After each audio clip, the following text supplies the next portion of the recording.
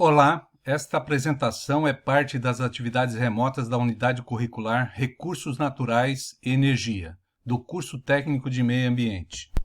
Farei aqui uma síntese das informações básicas sobre a matriz energética brasileira.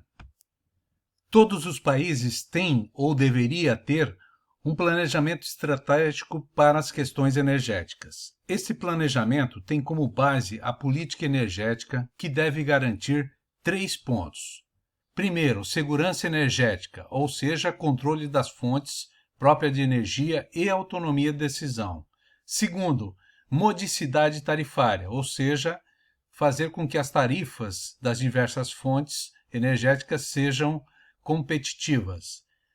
Terceiro, acessibilidade energética, ou seja, desenvolver uma infraestrutura de produção e distribuição de energia a todos os setores econômicos e sociais. A cadeia produtiva energética é composta de exploração das fontes primárias de energia, que é a coluna da esquerda, o processamento dessas fontes por meio de centrais de transformação, a exemplo, refinarias, e a distribuição de energia secundária para uso final, que se encontra do lado direito. Temos aqui, de forma esquemática, um quadro que sintetiza a cadeia produtiva energética, ou seja, das energias primárias passando pelo processo de transformação, temos a energia secundária, e é a energia secundária que é usada em uso final, seja para calor de processo, aquecimento, transporte, iluminação e outros. As informações que serão repassadas a seguinte foram tiradas desses dois documentos atualizados: o Plano Nacional de Energia 2050 e o Balanço Energético Nacional 2020. Todo o planejamento energético incorpora dados socioeconômicos atuais da sociedade brasileira e a construção de cenários da evolução no tempo desta realidade atual. Temos aqui um cenário da evolução da população brasileira até 2050 prevista no Plano Nacional de Energia. Nesse quadro, temos a evolução dos domicílios projetados dentro do Plano Nacional de Energia 2050. O cenário de crescimento do PIB brasileiro é traçado pelo Plano Nacional de Energia 2050 com 3 cenários. Temos aqui, do lado esquerdo, o cenário menos otimista de crescimento do PIB e do lado direito um cenário mais otimista. A ampliação da oferta de energia será balizada por esses cenários. O planejamento energético deve levar em conta todos os elementos que influenciam no debate político energético atual, como, por exemplo, a implementação de fontes de baixo carbono, a questão do desenvolvimento sustentável, a questão do uso eficiente dos recursos energéticos e outros fatores. Vou agora apresentar os dados básicos do perfil da matriz energética brasileira. Nesse quadro, temos uma relação percentual das presenças de energias renováveis e energias não renováveis nesta matriz. Observe que, comparado com o mundo, ou particularmente com os países da OCDE, o Brasil tem um bom índice de participação de energias renováveis na sua matriz energética.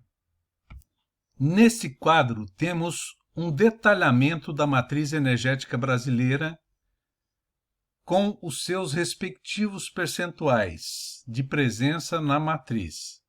Observe que nós temos, entre as renováveis, biomassa, hidráulica, lenha e carvão e outras renováveis que serão detalhadas no quadro seguinte. Não renováveis, petróleo, gás natural, carvão mineral, urânio e outras. Dentro das energias renováveis temos ainda o biodiesel, energia eólica, solar, biogás. Observe nesse quadro à direita o crescimento da presença da energia solar do ano de 2018 para 2019. Apesar de tudo, essas fontes juntas, citadas aqui, compõe ainda somente 7% do total da energia produzida no Brasil. Coloco aqui o destaque da evolução nos últimos 15 anos da oferta de biodiesel. Nesse gráfico, os quadradinhos azuis representam a legislação, as leis e medidas provisórias que foram baixadas relativas à mistura percentual do biodiesel ao diesel derivado do petróleo. Nesse quadro, temos informações sobre o consumo de energia por setor da economia brasileira. Observe que o transporte e a indústria juntos são responsáveis por quase 63% do consumo da energia total produzida no Brasil.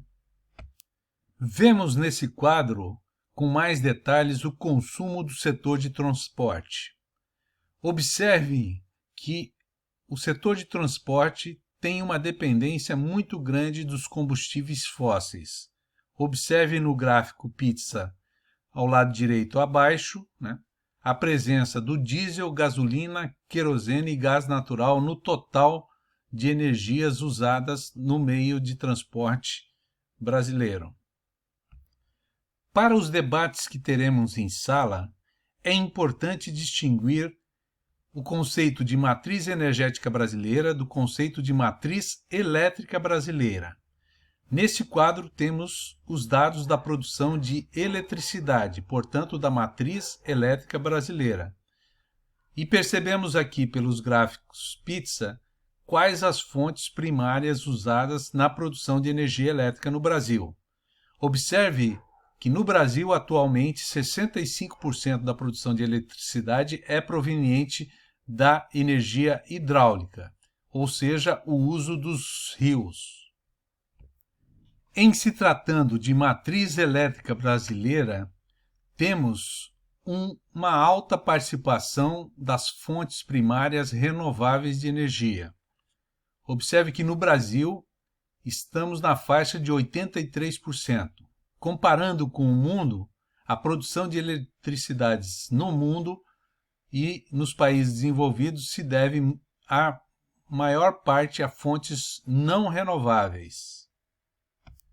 Passarei agora a dar algumas informações sobre as emissões antrópicas de dióxido de carbono associada à matriz energética brasileira. Observe que nesse quadro temos informações relativo aos setores da economia quanto à emissão. Essa emissão é contabilizada em milhões de toneladas de dióxido de carbono equivalente. Essa é uma unidade usada para registro das emissões.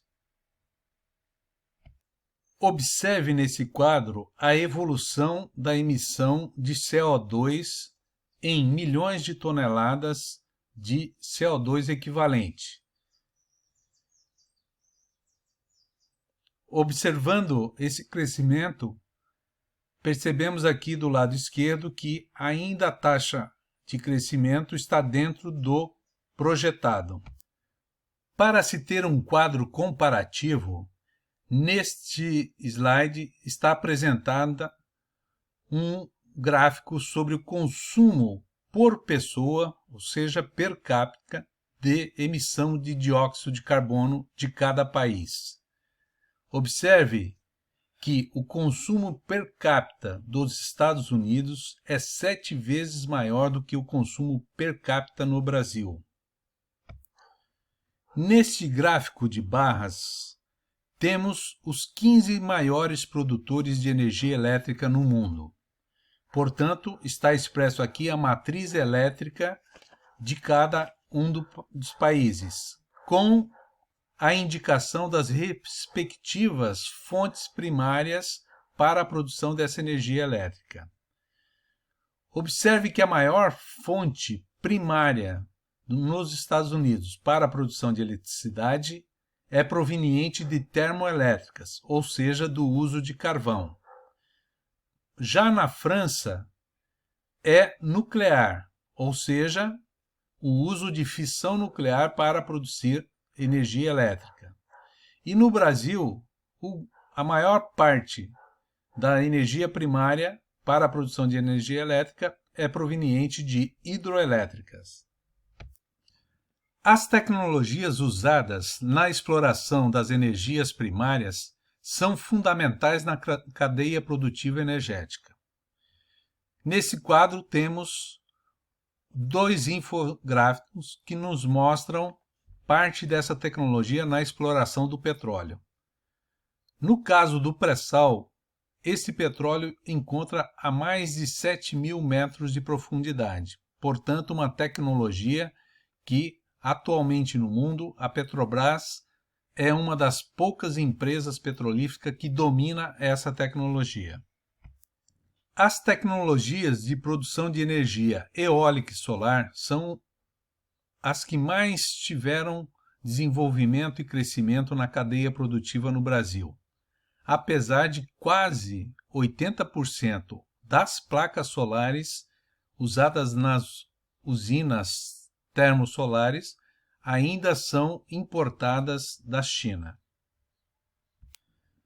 Temos aqui uma dimensão da intervenção antrópica na natureza decorrente da construção de uma usina hidroelétrica. Portanto, iremos debater bastante todas as intervenções antrópicas decorrentes de complexos energéticos instalados no Brasil. Gostaria aqui de ressaltar a importância dos estudos e pesquisas na cadeia produtiva energética. Os estudos e pesquisas para a exploração das energias primárias é parte do processo e mobiliza a comunidade científica brasileira e mundial. Aqui temos no quadro do lado esquerdo o detalhamento dos estudos sobre o potencial eólico do Brasil. Nesse mapa do Brasil, quanto mais escura a região, maior é a possibilidade de aproveitamento energético do vento. Espero, portanto, que as informações aqui dadas tenham sido relevantes para vocês terem uma dimensão do que é a matriz energética brasileira e quais os desafios do planejamento de uma política energética para um país. Portanto, essa apresentação será a base para o debate no nosso próximo encontro.